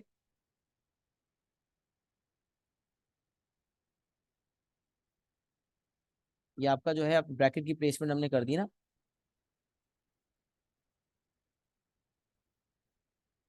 ब्रैकेट की प्लेसमेंट करने के बाद ये y होल स्क्वायर है, y whole square minus 2 into y into 6, 2ab form में कर दिया, ए वाई है तो b क्या होगा कि 12 आएगा, तो 2 6 या 12 होता, तो 6 आ गया, 6 का स्क्वायर मैंने ऐड भी कर दिया, 6 का स्क्वायर मैंने सब्ट्रैक्ट भी कर दिया। अच्छा, अब ये जो 3 है Y square plus 2 into y into 6 plus 6 square, ये तीनों मिलके बन गए y प्लस 6 होल स्क्वायर। कैसे, बीच में प्लस है तो यहाँ प्लस आ गया, यहाँ y है तो y आ गया, 6 है तो 6 आ गया, तो ये बन गया y प्लस 6 होल स्क्वायर। बाकी जो -6 स्क्वायर है ये -36 है, यहाँ से -6 स्क्वायर एक्स्ट्रा बचा हुआ है, यहाँ से -5 स्क्वायर एक्स्ट्रा बचा हुआ है, यहाँ से +12 हमें मिला हुआ है, तो -5 स्क्वायर -25 हो गया, -6 स्क्वायर -36 हो गया, +12। अब जब वहां भेजेंगे तो 25 वहां जाके +25, वहां जाके +36 और वहां जाके -12, 25 + 36 61, 61 - 12 इज 49, तो यहाँ 49 आ गया। आप देख सकते हैं कि ये एक्सपेंडेड फॉर्म दी हुई थी, इससे हमारे पास नॉर्मल फॉर्म आ गई।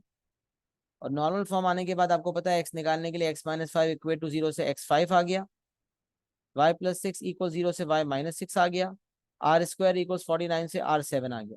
तो यहाँ से मेरे पास सेंटर के और रेडियस के कोऑर्डिनेट्स आ गए। तो मेथड 2 कंपेयरिंग कोएफिशिएंट मेथड है, और मेथड नंबर 1 जो है वो कंप्लीटिंग द स्क्वायर मेथड है, जिसमें x पे भी लगेगा और y पे भी लगेगा। जी बिल्कुल, अगर आपको मेथड 2 इजियर लगता है, काफी बच्चों को मेथड 2 इजियर लगता है कंपेयरिंग वाला, उसको वो उसको फॉलो कर लें। और जिसको अगर क्वाड्रेटिक के अंदर कंप्लीटिंग द स्क्वायर मेथड पे अच्छा खासा उसका हाथ साफ हुआ है, वो कंफर्टेबल है, तो वो उसको फॉलो कर लें। इसीलिए दोनों मेथड आपके सामने है कि वैसे जो है वो काफी बच्चों की कंपेयरिंग की तरफ मुतवज्जो होते हैं वो लोग। लेकिन अगर आपको फिर भी मेथड नंबर 1 सिंपल लगता है तो वो भी आप कर सकते हैं, जो आपको बेहतर लगता है। सही है, ये आपके ऊपर आपकी डिस्क्रिप्शन में डिपेंड करता है, whichever you like more. Okay, so these are both the methods, note them down, लिख लें अपने पास, और मुझे एक्नॉलेजमेंट दे दें डन एंड क्लियर, ताकि फिर मैं आगे बढ़ूँ।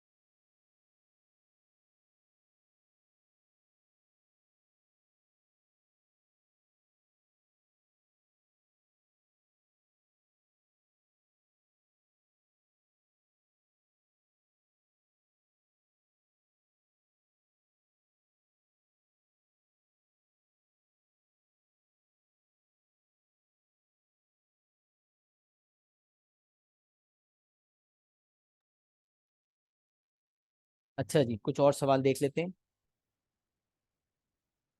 Example number 5, determine the equation of the tangent to the circle center C with equation x square plus y square minus 2x minus 4y minus 5 equals to 0 at the point A 2, 5. Determine the equation of the tangent to the circle at center C. Sir, for method 2, if they ask for x and y, then the process will be similar. X और Y निकालने को नहीं कहता बेटा, बेटा वो centre के coordinates निकालने को कहता है, एक्स और वाई नहीं निकाले जाते। एक्स माइनस 5 इक्वल टू 0 जब मैं करूंगा तो ये जो एक्स आएगा ये बेसिकली वैल्यू ऑफ ए होगी, सेंटर का एक्स कोऑर्डिनेट, और वाई प्लस 6 इक्वल टू 0 करके जब मैं वाई निकालूंगा ये सेंटर का वाई कोऑर्डिनेट होगा। सही है। सेंटर और रेडियस पूछा जाता है। सर्कमफ्रेंस में तो बहुत सारे पॉइंट्स हो सकते हैं ना, कौन सा पॉइंट पूछेगा सर्कमफ्रेंस में? सर्कमफ्रेंस का पॉइंट नहीं पूछा जाता। हाँ वो तो हमने देखा था कि सर्कमफ्रेंस का पॉइंट दिया हुआ है तो रेडियस निकालने के लिए एक्स और वाई की जगह सर्कमफ्रेंस का पॉइंट डाल दिया, ए और बी की जगह सेंटर डाल दिया। बट कोई पॉइंट जनरल पॉइंट थोड़ी निकलवा रहा है कि भाई सर्कमफ्रेंस के पॉइंट के कोऑर्डिनेट्स निकालो। सर्कमफ्रेंस में तो हजारों पॉइंट्स हैं, हमें कौन सा पता निकालना है? तो जो एक कोऑर्डिनेट फिक्स्ड है वो सेंटर है और रेडियस है। सही है। अच्छा आप सुने, तो determine the equation of the tangent to the circle centre C with equation x square plus y square minus 2x minus 4y minus 5 equals to 0 at the point A 2, 5. Give your answer in the form ax plus by plus c equals to 0. ax plus by plus c equals to 0 form में मुझे answer देना है। अब मुझे again we have been given the equation of the circle in expanded form और मुझे निकालना है इक्वेशन ऑफ द टेंजेंट। अच्छा सबसे बेहतर ये होता है कि जब भी आपको कोई चीज ना समझ आ रही हो तो ऑलवेज ट्राई टू विजुअलाइज, हमेशा विजुअलाइज करने की कोशिश करें। जब कोई चीज आपको ना समझ आ रही हो तो विजुअलाइज करने की कोशिश करें। विजुअलाइज करने की कोशिश करने से मुराद ये कि आप डायग्राम बनाएं। तो अगर आपको बता दिया गया है कि टेंजेंट की इक्वेशन निकालनी है तो आप पहले सोचें, तो आप सर्कल बनाएंगे, सर्कल बनाने के बाद जैसे ही टेंजेंट ड्रॉ करेंगे तो आपको फौरन ख्याल आएगा कि टेंजेंट तो रेडियस के साथ 90 डिग्री का एंगल बनाता है, तो आप 90 डिग्री का एंगल भी बना लेंगे। तो बाकी प्रोसेस आपको खुद समझ आना शुरू हो जाएगा। देखिए मैंने क्या किया, लेकिन सबसे पहले तो हमें उसूलन एक्सपेंडेड फॉर्म लिखनी चाहिए, उसके बाद हमें कंपेयरिंग कोएफिशिएंट करना चाहिए।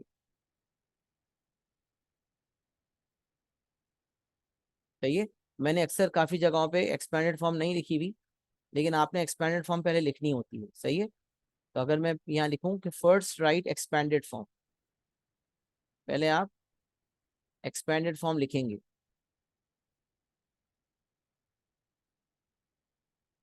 कहीं भी आपको अगर कहीं भी अगर आपको equation of circle expanded form में दिया हुआ है और आपको कंपेयरिंग कोएफिशिएंट मेथड लगाना है तो आप एक्सपेंडेड फॉर्म पहले लिखेंगे ताकि वो मेथड के तौर पे सर्व हो। मेथड नहीं मिलेगा तो बाकी मार्क्स आपके चले जाएंगे। और उसके बाद फिर आपको पता होना चाहिए कि उस एक्सपेंडेड फॉर्म में एक्स का कोएफिशिएंट -2a होता है। -2a को आप यहाँ के गिवन एक्स कोएफिशिएंट से इक्वेट करते हैं तो -2a इक्वल्स -2 से a1 आ जाता है, -2b इक्वल्स -4 से आपका b2 आ जाता है। अच्छा यहाँ मैंने a square plus B square minus are square equals to -5 इसलिए नहीं किया क्योंकि रेडियस निकालने की यहाँ रिक्वायरमेंट नहीं है। तो याद रखें जब भी इक्वेशन ऑफ टेंजेंट चाहिए होता है, I don't actually need the radius, I just need the equation, I just need the coordinates of the centre. बस मुझे जो है अगर टेंजेंट की इक्वेशन चाहिए होगी तो मुझे सेंटर के कोऑर्डिनेट्स चाहिए होंगे। अब देखिए मैंने विजुअलाइजेशन की है, determine the equation of the tangent to the circle centre C with equation x square plus Y square -2। तो इसके थ्रू मैंने सेंटर निकाल लिया और रेडियस भी निकालना चाहूंगा तो रेडियस भी आ जाएगा, बट जरूरत नहीं थी रेडियस की तो मैंने निकाला नहीं। सेंटर के कोऑर्डिनेट्स आ गए। अब सोचें टेंजेंट टेंजेंट जिस पॉइंट पे बना है वो पॉइंट की कोऑर्डिनेट्स 2, 5 है और मुझे इक्वेशन ऑफ टेंजेंट चाहिए। जैसे ही आप डायग्राम ड्रॉ करेंगे विजुअलाइज करेंगे आपको प्रोसेस समझ आ जाएगा कि टेंजेंसी का पॉइंट और सेंटर के दरमियान रेडियस जो है वो टेंजेंट के साथ 90 डिग्री का एंगल बना रहा है। Radius tangent is perpendicular to radius drawn to the point of contact, 90 degree का यहाँ पर एंगल बन रहा है। तो 90 डिग्री का एंगल बनने की वजह से जो ए और सी है 90 डिग्री का एंगल फॉर्म होने की वजह से 90 डिग्री का एंगल फॉर्म होने की वजह से परपेंडिकुलर बन गया। इसका मतलब ग्रेडियंट्स भी नेगेटिव रेसिप्रोकल होंगे एक दूसरे के। तो यहाँ पर क्या करोगे, सेंटर का और टेंजेंसी के पॉइंट का ग्रेडियंट निकालोगे और उसका नेगेटिव रेसिप्रोकल करोगे तो टेंजेंट का ग्रेडियंट आ जाएगा। तो सेंटर के कोऑर्डिनेट्स नहीं होते तो कैसे करते, तो पॉइंट ऑफ टेंजेंसी और सेंटर के कोऑर्डिनेट्स जो कि हमने निकाल लिए 1,2 ए और बी की वैल्यूज निकाल के उसके थ्रू हमने ग्रेडियंट निकाल लिया। 5 - 2 upon 2 - 1 y2 - y1 upon x2 - x1 gradient 3 आ गया। उस ग्रेडियंट का हमने नेगेटिव रेसिप्रोकल किया तो -1/3 टेंजेंट का ग्रेडियंट आ गया। टेंजेंट का ग्रेडियंट और पॉइंट ऑफ टेंजेंसी वाले कोऑर्डिनेट्स जो टेंजेंट पर लाई करते हैं उन दोनों को इस्तेमाल करके फॉर्मूला लगाया y - y1 = mx - x1। तो ग्रेडियंट की जगह आ गया -1/3, x की जगह आ गया 2 और y की जगह पे आ गया 5। y - y1 = mx - x1 मुझे एक पर्टिकुलर फॉर्म में कहा गया था। उस फॉर्म में लाने के लिए मैंने क्रॉस मल्टीप्लिकेशन की तो 3y - 15 = -x + 2। इसको मैंने रीअरेंज किया इस फॉर्म में देने के लिए। x पहले आएगा तो -x को वहां ले गया तो x वहां चला गया x, तो x + 3y और -15 - 2 - 17 = 0। तो x + 3y - x + 3y - 17 = 0। ये आपकी इक्वेशन आ गई ax + by + c = 0 फॉर्म में, where a, b and c are integers। सही है। तो ये किस तरह से इक्वेशन ऑफ टेंजेंट निकालना था आपको समझ आ गया। First we have to find the coordinates of centre. If we don't have it we have to find the coordinate of the centre, then using the centre coordinates and the point of tangency find the gradient of the radius. Radius के gradient का negative reciprocal करके gradient of tangent आ जाएगा, जिससे हमारे पास equation आ जाएगा।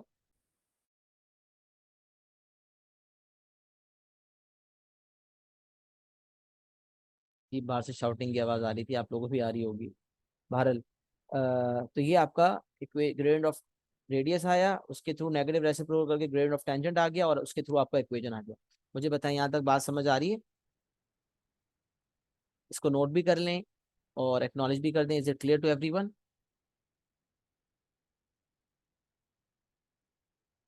चलिए ज़बरदस्त, इसका स्क्रीनशॉट ले लें अगर आपने कॉपी नहीं किया, क्योंकि नमाज का टाइम हो रहा है। फिर इंशाल्लाह इसको इक्वेशन ऑफ सर्कल के मजीद एग्जाम्पल्स को मैं इंशाल्लाह नेक्स्ट क्लास में कवर अप करता हूँ। तो जितना मैंने पढ़ाया है आज एंगल प्रॉपर्टीज ऑफ सर्कल्स और बाकी सारी जो एग्जांपल्स हैं उसको अच्छी तरह रिव्यू कर लें। और कोऑर्डिनेट ज्योमेट्री के अगर सवालात आप लोगों ने मुकम्मल नहीं किए तो उसको मुकम्मल कर लें इंशाल्लाह। और जो टेस्ट हमारा है मंडे वाले दिन उसकी भी अच्छी से तैयारी कर लें। तो फिर इंशाल्लाह जो नेक्स्ट क्लास होगा उसमें इक्वेशन ऑफ सर्कल की एक्सप्लेनेशन को मुकम्मल करते हैं। अपना बहुत सारा ख्याल रखिएगा। अगली क्लास में मिलते हैं इंशाल्लाह। अस्सलाम वालेकुम व रहमतुल्लाहि व बरकातहू। I think you already told us on group but just making sure is this part of test. नहीं, ये पार्ट ऑफ टेस्ट नहीं है, ये मैंने मुकम्मल नहीं किया। सही है, तो ये पार्ट ऑफ टेस्ट नहीं है। Coordinate geometry excluding equation of circle आ रहा है। ओके, चलें अपना बहुत सारा ख्याल रखें। अस्सलाम वालेकुम व रहमतुल्लाहि व बरकातहू।